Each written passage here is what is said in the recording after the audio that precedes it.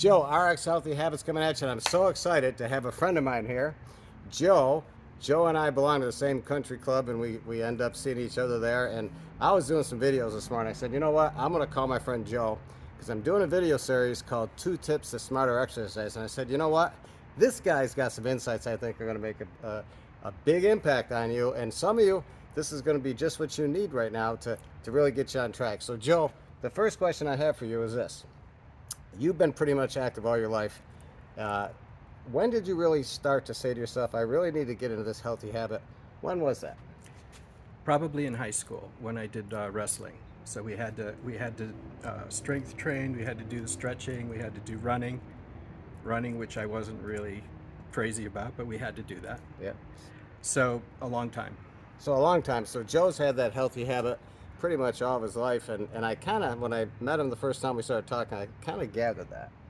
Because Joe and I travel in some of the same circles, in this area as neighbors, but I've seen him at the pool, I've seen him in the weight room. He usually makes me look sick. How much he can bench press a lot more, and he's older than me. So I'm like, okay, now one of us has got to step it up, and that's me. But I've seen him there. We've also gone on a hike, and we're going to do more when the weather gets a little cooler out here. Yeah. But Joe, one of the things I wanted to ask you, and for our people on RX Healthy Habits, is you do a lot of things to stay physically active, but it seems like your go-to is cycling. Cycling, right. Tell us a little bit about that.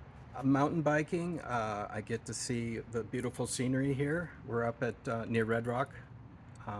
And then actually road riding, you get a little more distance, but you still get that exercise.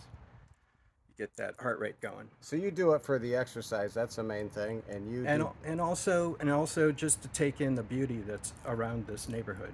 Yeah, we live in such a glorious place. I've lived in upstate New York, and I tell you what, there's glorious spots everywhere to ride. I tell you what. But so really, you're into it. When you go out mountain biking or mountain cycling, is that really intense?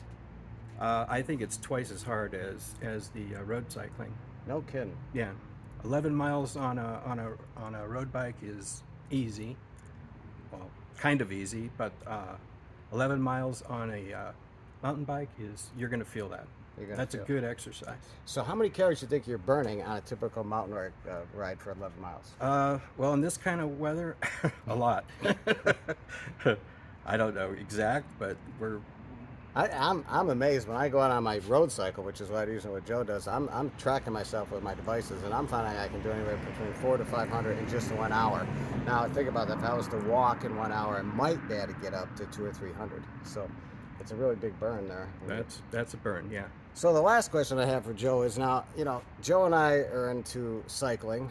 Joe takes it up a step higher and goes mountain cycling, and I've seen some of the places he goes. So I think he goes, and so is the Holy Spirit to keep him from getting killed, because I've seen some of these places. But here's the question I want to ask you. Let's say somebody is not sure if they're into cycling, and they might not ever be. What advice do you have for somebody to say that you could say to them that would help them maybe find something that would be a really good, just how would they go about finding something that they could get into a healthy habit of exercise? Do something that you did as a kid or when you were younger that you had fun with, and start out slow and just go up from there. If you take a hike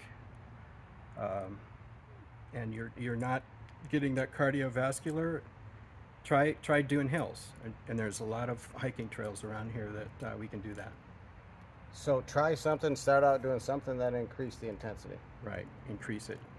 So now Joe and I do some hiking. We're going to do more, and one of the things is when I lived in the Northeast, we did that. But I think seasonally, one of the things that I would recommend you do, and Joe hit on it, is find something that you like to do as a kid, but also find something that seasonally you can still do. Now, him and I are blessed that we live in this area. Yes, we are. We could yes. We could ride all year round. Right.